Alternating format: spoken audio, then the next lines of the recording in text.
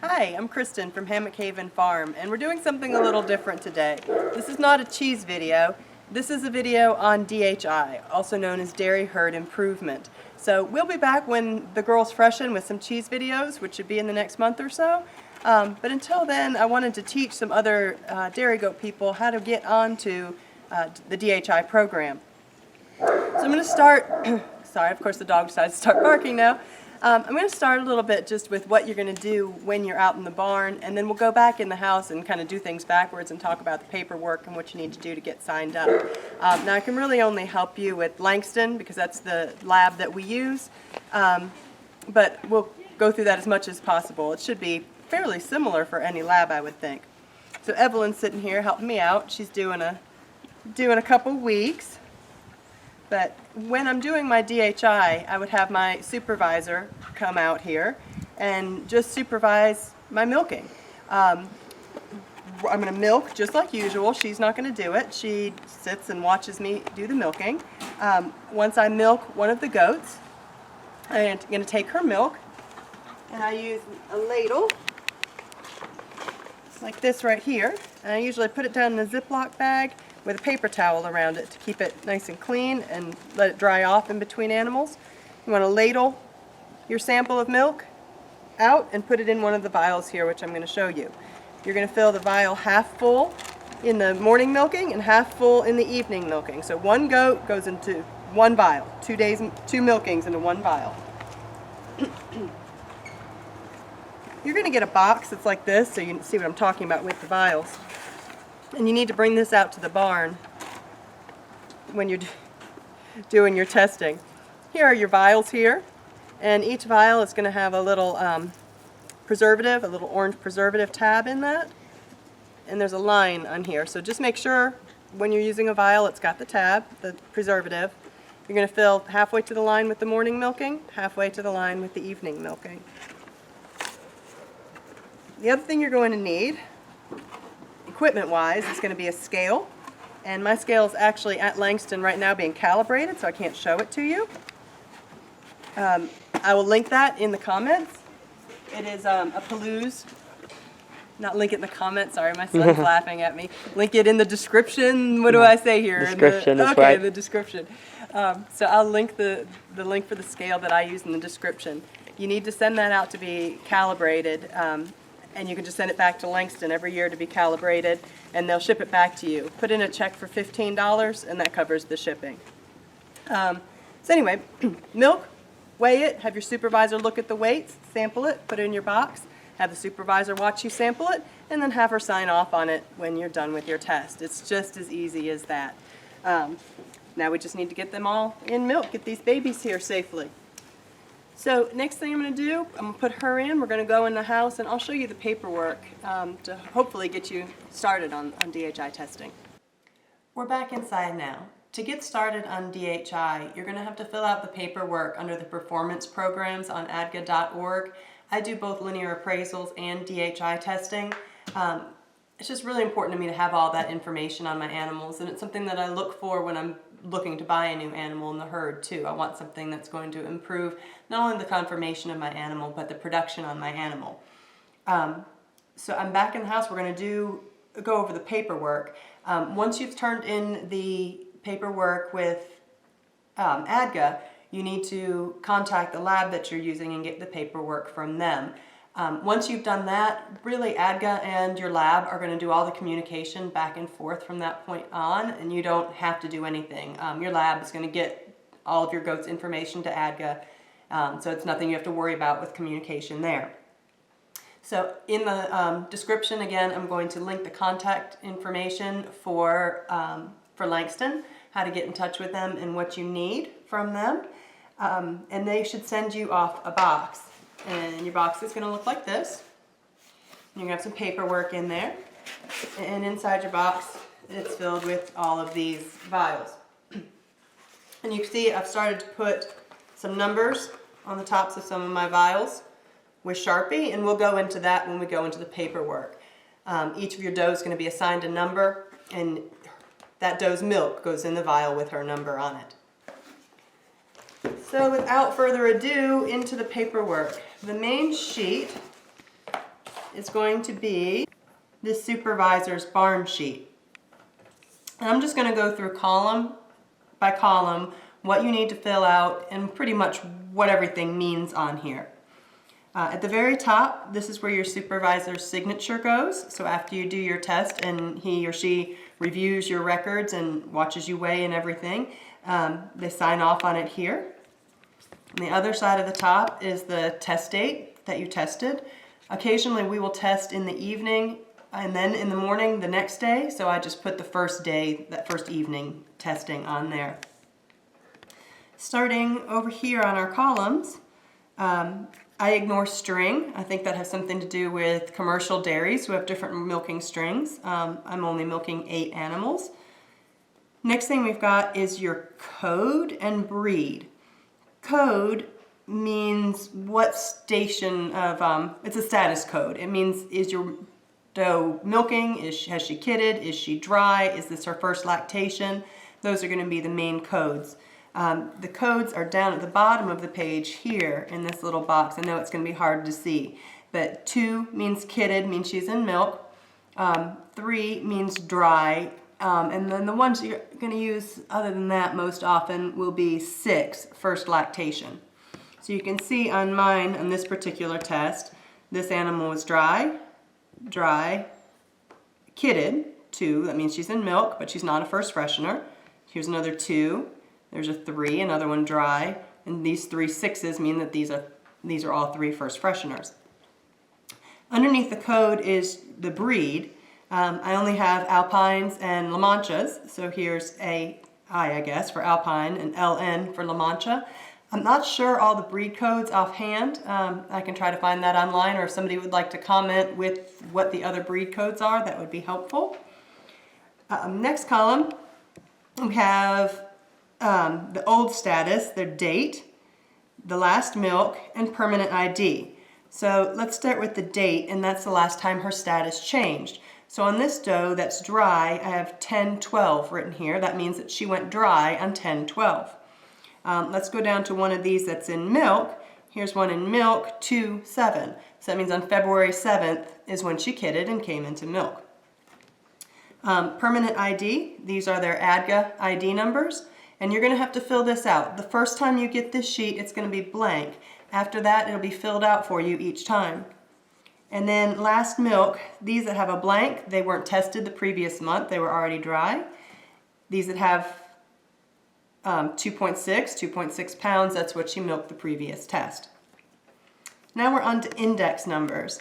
Index numbers are something that you are going to assign for your doe. I suggest just starting out in the order that you milk, 1, 2, 3, 4, 5, 6, 7, and onward, which is what I've done. Instead of going back and filling in numbers of animals that I've left my herd, I just continue to add at the end, just kind of out of my curiosity how many animals I've had on test over the years.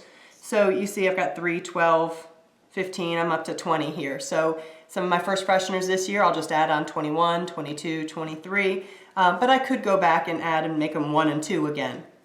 It's completely up to you.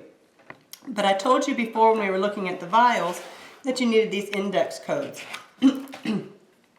So this is how the lab is able to reconcile which sample goes with which doe. It'd be just too much to try to write Scylla on the top of my vial. So instead, in black Sharpie, you write a 3, and then they can look on your chart and see index number 3 on your herd is Scylla and reconcile whose sample that is. I said black Sharpie a couple of times. They're pretty strict about that because some of the colors aren't as permanent as the black is. So moving on. Next you've got your milk weights. They've got space for first, second, and third milkings. If you don't do a third milking, that's completely fine. You just leave that one blank. Also, toward the end of the season, I go into once a day milking. They don't really have a plan to recognize if you're just milking once a day, I guess. But I will just fill in just one milking on those couple of months that I'm only milking once a day. Let's see, moving over, feed program, I ignore that. I don't do anything with that. I'm not even sure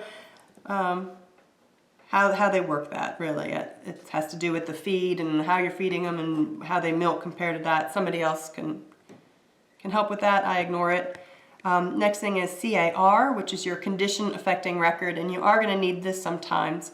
Down at the bottom is another key where it shows the different codes for the condition affecting record. Whether you sold her, she died, she's got mastitis, she's abnormal. That's one to use. Sometimes you'll have them where she's just off that day, she's got a fever, she's sick, something, and code her abnormal if she's really abnormal. So moving over, I ignore everything here until we get to barn name. On the top in the white line, you're going to use your same index codes that you chose for your doe over on the other column, and you're going to fill in her barn name. It does not have to be the same name as she's got on her registration papers, it's just what you call her. So here are my barn names. Let's see, moving over, you're going to use this new status.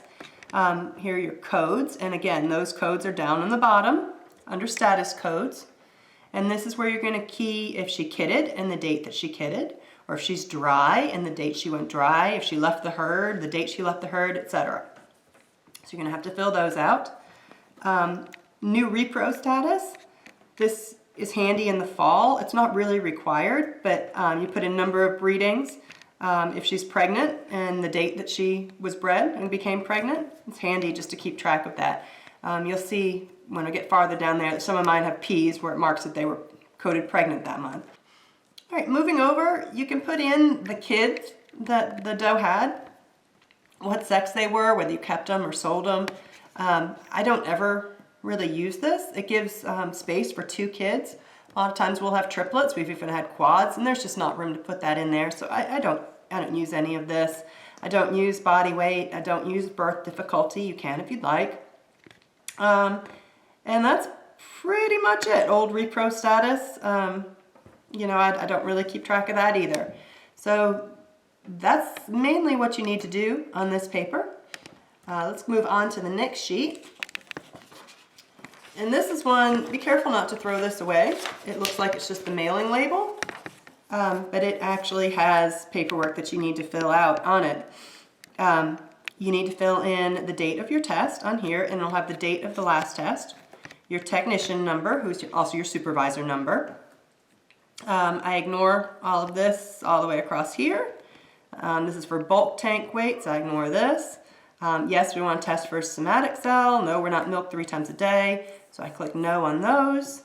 And then down here, you've got to fill in your milking times for your first and second milking. They ask what time that it starts, AM or PM, and the time that you stop milking, AM or PM. You want to circle yes that it was sampled, yes that it was weighed, and then this is the information from your previous test. And we got a couple other forms that Langston has you fill out each month. This is really self-explanatory. It's the number of does you freshened that month and the number of does you dried off that month. They just want the index number. I'll often write the name on there too, just for my use, I don't know. And then the date that they were dried off or freshened. Just makes it easier for them to see it at a glance. And the final page is your invoice. And I like Langston because they're very cost effective, I think. This is how you figure out what you owe them every month. Mine usually comes out to be about $15. So you're going to put in your herd code, which you will be assigned after you start tests, so don't worry when you don't have it in the beginning. When you get your first paperwork back after your first test, you'll have a herd code. After that, herd owner. Is this a verification test? Usually the answer is no. If you're on owner sample, instead of a supervisor sample, you're going to have a supervisor do one verification test for you. Or if you're up for breed leader, you're going to have to do a verification test. All that is your supervisor is going to come 3 times instead of 2 times. They're going to come once the evening before for your milk out, and then 12 hours later they will come and watch you milk and sample and weigh, and then 12 hours later again you're going to milk and sample and weigh.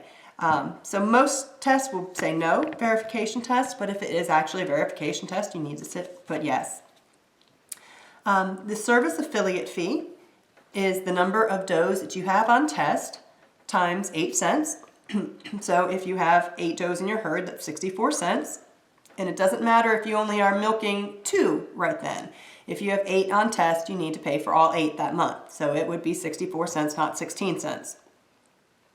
Your herd processing fee is based on the number of does you have. I have 1 to 20, so mine's $6 every month. Then your milk analysis fee is the total number sampled. So let's say you have 8 does, but you only have 2 tests this month. You're only going to pay $2.30. 2 times $1.15. We'll put that here. Then every month you'll have an accounting fee, and you just go down this line, add everything up, and come up with your total, and put a check in your box with your paperwork.